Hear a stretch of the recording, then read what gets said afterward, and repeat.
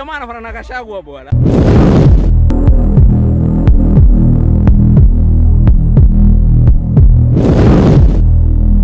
Nina msi fulani bandhia anafanana na Gachagua. I'm like, oh, kwani dunia kila mtu anakuna mtu mwenye anafanana naye? Yaani msi anafanana na Gachagua kabisa.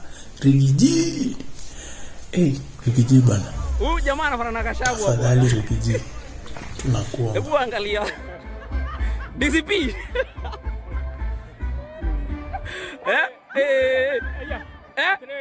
Gachagua. Ole Gachagua.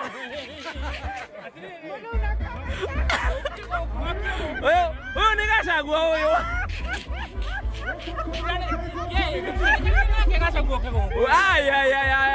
Gachagua kwa hapa bala. Sema one time.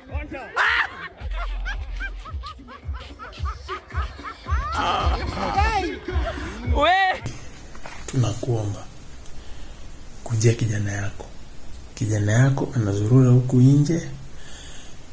Tunakuomba kujia kijana yako like manze, hiyo naye ni noma bana.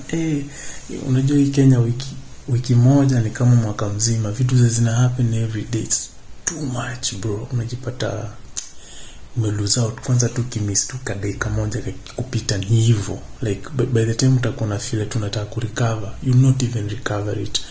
So by the big up by the kwase wote ambao wanajaribu kupush 254 to the next level.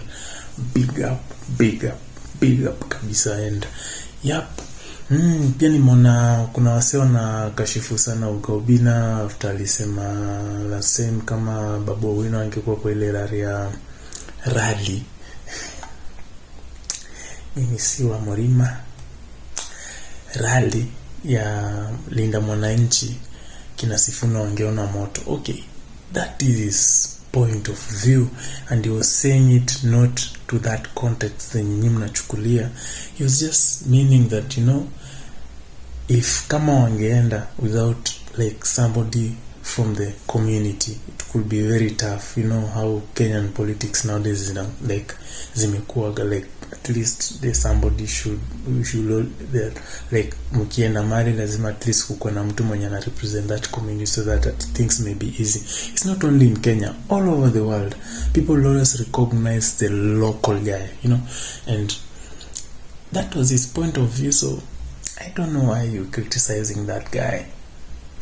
Ogobina, just know that, you know, me wanna kurank sana. Yeah, and that guy has achieved so much.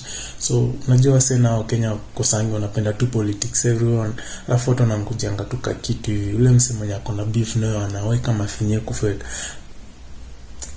of which it doesn't even make any sense.